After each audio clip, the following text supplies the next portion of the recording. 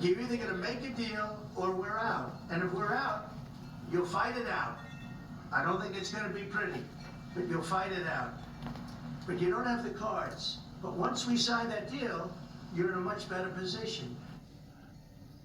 Ukrainian President Volodymyr Zelensky, there's the video of him being, he's basically hustling out of the White House, to be sure. The White House then put up the message that he had been kicked out of the White House by Marco Rubio, the Secretary of State, and the NSA and the National Security Advisor, Michael Waltz.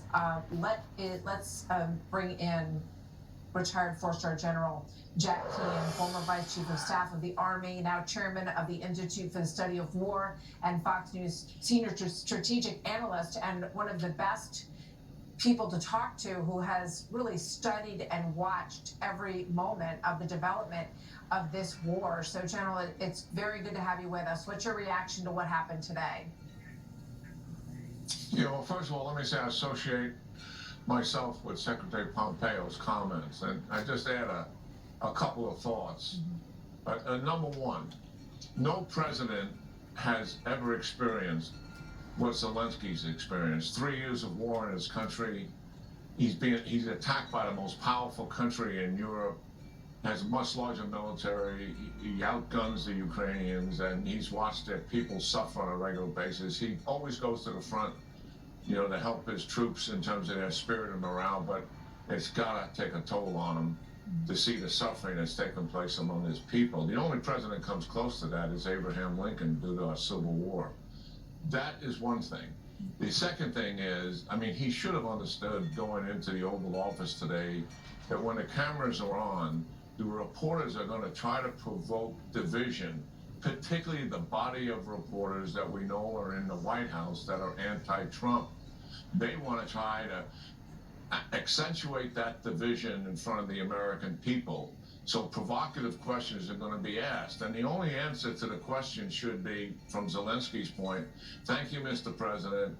Thank you, America. I'm going to work with you to achieve a peaceful end to this war, period. He must say that 5, 6, 7 times in different words and stay away from anything that smacks of controversy that would divide them. He fell into that trap, and likely right beneath the surface, he obviously has some disagreements with the president and his team. And that is to be expected, but not in the Oval Office.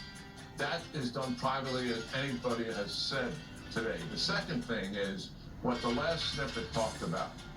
Zelensky likely doesn't see this deal, the mineral deal, in the same light that President Trump does.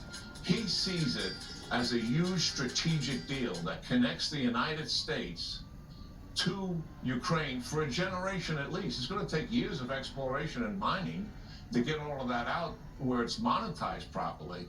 He knows all that, but it connects him economically to Ukraine, politically to Ukraine, and all the implications in terms of security and military to Ukraine. But Trump does not want to go there on the third thing, prior to negotiations. He knows full well that given the investment the United States is going to make, that he will do what's necessary to protect it. But prior to negotiations with Putin, he's not laying that stuff out on the table. I'm stunned that Zelensky doesn't have an appreciation for who he's dealing with, that he hasn't been briefed in the kind of details that he really has to have. What Zelensky wants is a strategic partnership with Trump, Martha, where they're working together to deal with Putin. And what the president is doing, he is facilitating these negotiations. Zelensky doesn't like that. He wants a partnership. But President Trump believes if he's going to have any progress with Putin, he can't publicly sign up with Zelensky to achieve that. He puts a lot of faith in personal diplomacy that exceeds most presidents I've seen, going all the way back to Franklin Delano Roosevelt. So that, I think, is some of the divide that's here, and it's really unfortunate that this blows up in the media, certainly. I don't think it's the lost opportunity that we're feeling right now. Why? Because, listen, it is in the U.S. national interest to end this war and to stop Putin in his tracks. It's in Zelensky's national interest. All his people want it. He wants it. all his staff wants it as well. So I think this is recoverable, believe me. But to use a metaphor is obviously something Zelensky doesn't understand. Hold the cards was one that we saw clearly. The ball is really in his court. Yes. I mean, he has to make amends here. I think he's shown the capability. He seems to be stepping in that right direction. He's canceled some of the things he's supposed to do, and hopefully they get a plan together here to recover the relationship, and let's get on with signing the deal. Trump is right. It is a strategic step in the right direction. Zelensky probably sees it more as a financial thing, and the United States trying to get payback in money. He's missing the whole point there. Yeah, it's clear, and you put it perfectly, that President Trump sees this as an economic prosperity solution for Ukraine that puts them on a footing where they can start to mine some of these resources, get people back to work, get off of the wartime footing, and try to rebuild the country with the United States invested in the country as its own form of security guarantee. And as you say, and it reminds me of what we heard about the blow up that apparently happened between Scott Bessent and Zelensky when the deal was presented to him in the beginning.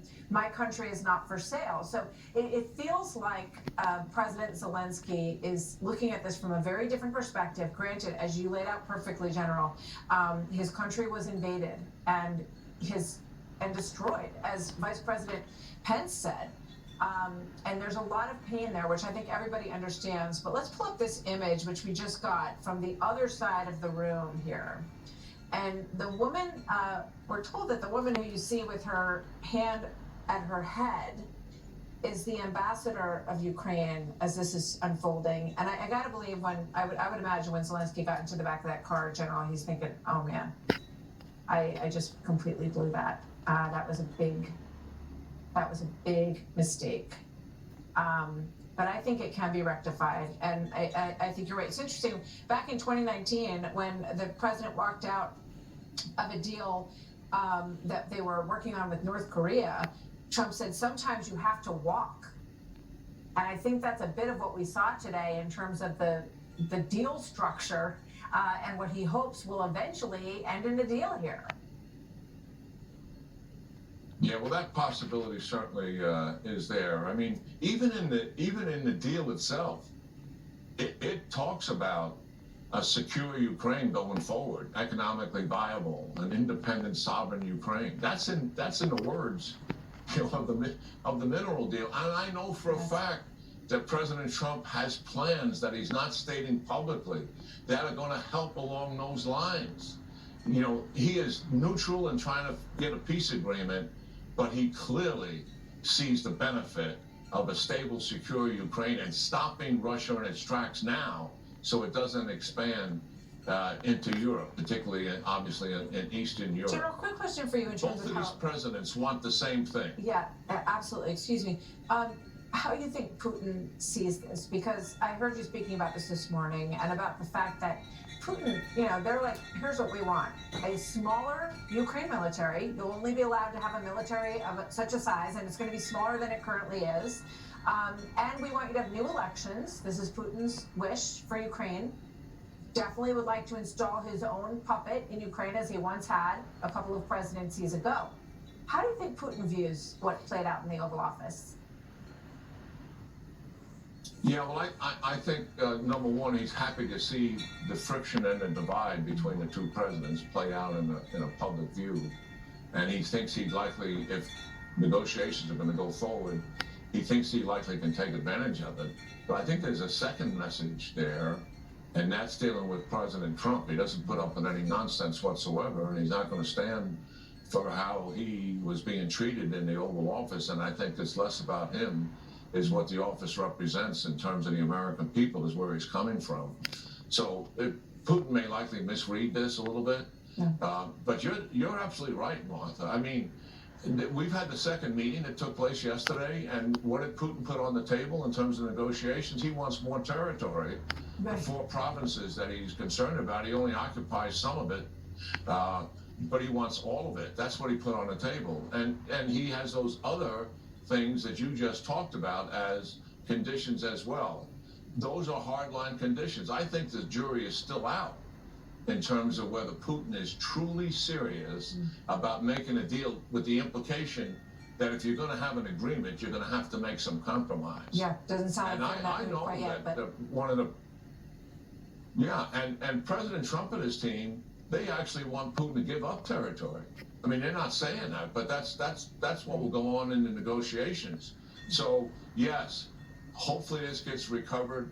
Zelensky's got to take the action to do that. And I think if he apologizes to the president and the American people, we can get on with signing this deal. all right. Because it is strategic and it is in Ukraine's interest, obviously, as well as the United States. And listen, another thing that's here, we have got to appreciate once and for all, the president really wants to stop the killing. The human aspect of this thing is very important to him. Yeah. And he always keeps coming back to He it. does. He understands the strategic and global implications, to be sure. But he also wants to stop the human suffering that is taking place. And he talked about a lot on the campaign trail, that this would be a priority. He wanted to end this war, and he is working on that. And that is what we're watching, as rocky as it can be. Sometimes that's the path to solutions. So we hope that that's what we see here. General, thank you so much. Always good to have you with us. Great General job. McKean. Great What are you job. talking about? You as well, sir. Thank you. Standing up for America in a way that no president has ever had the courage to do before. Thank you for putting America first. America is with you. That from the Secretary of State. We're going to have more on the unprecedented Oval Office showdown that we just watched. This is a history lesson in the making, folks. It was an extraordinary insight into the dynamic that is going on to try to end the Ukraine war. We will be right back with more. I'm not aligned with Putin. I'm not aligned with anybody. I'm aligned with the United States of America.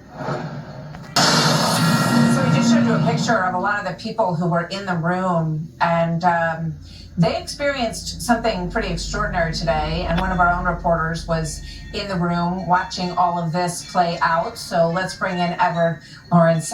Great to have you with us. So explain a little bit about how it got to this point, Edward. What was the feel in the room before all of this exploded? Yeah, there wasn't any nervous energy in the room when it all started. I mean, it started out as a normal Oval Office spray, as we call it here at the White House. And then you could really start to see, as the questions went on, you could really start to feel the divide and the mood change between President Trump and President Zelensky when they started moving into the security question. Now, one of the questions that really changed the mood in the room was when President Trump was asked